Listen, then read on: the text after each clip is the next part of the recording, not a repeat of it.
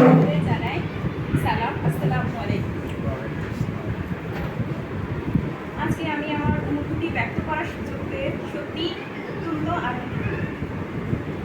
আমার এই পর্যায়ে মানে এই অবস্থানে পৌঁছানোর পেছনে আমার অধ্যক্ষ মহোদয়ের অনুপ্রেরণা একান্তভাবে কাজ দিয়েছে। তিনি, আমার মনে আছে একটা কথা না বললেই না, যে শিক্ষক মানেই যে আসলাম, ক্লাস নিলাম, চলে গেলাম, বিষয়টা এমন না।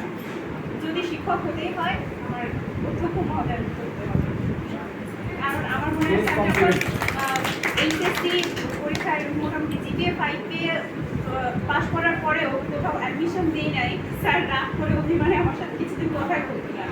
তারপরে আমি যখন পরীক্ষা কেন্দ্র হিসেবে এখানে আসলাম, পরীক্ষা দিতাম, তারপরে প্রত্যেক বছরেই যখন আমি টপ করলাম, প্লাস একটা হেলদি সিজিপিএ নিয়েই প্রত্যেক বছর টপ করতাম, তখন স্যার আমাকে বলতো যে তুমি বিসিএস ট্রাই করো। তো বিসিএস শব্দটা আসলে আমার স্যারের কাছ থেকেই প্রথম শোনা। এটা তারপরে আমি ভাবতাম যে ওটা আমি এর জন্য না, আমার পক্ষে সম্ভব না। তো স্যার প্রত্যেক ফাইনাল ইয়ারে যখন আমার প্রত্যেকটা সাবজেক্ট পরীক্ষা 2.5 ঘন্টায় শেষ হয়ে যেত, বাইরে আসতাম, বাকি ওই 1.5 ঘন্টা আমাকে সে মানে ব্রেন ওয়াশ করতো যে এক কথা, যে তুমি হয় আমার কলেজে জয়েন করো, নাই বাড়ি থেকে বেরো। মানে স্যারের আমার প্রতি এত রাখছিল, তুই বাড়ি থেকে বেরোবি, তাই আমার কলেজে জয়েন করো। তো তখন স্যারের যে আমার প্রতি এতটা বিশ্বাস যে হ্যাঁ আমি কিছু করতে পারবো, তখন স্যারই আমাকে ওই আমার মধ্যে ওই আত্মবিশ্বাসটা দিয়েছে যে হ্যাঁ আমি পারবো।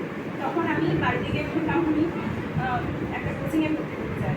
তখন যেহেতু আমি পুরা আমার জন্ম থেকে কলেজ অনার্স শেষ করা পর্যন্ত পুরো তার সাথেই আছি, কোথাও যায় নাই, তো আমার মা সাহস করে ঢাকা পাঠাতে চাই। তো ফরিদপুরে বোনের বাসায় থেকে আমি হচ্ছে কোচিংয়ে ভর্তি হই।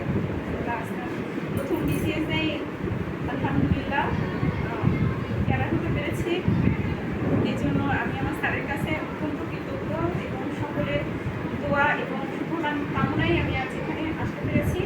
আমার এই অনুভূতি ব্যক্ত করার মতো ভাষা, শব্দ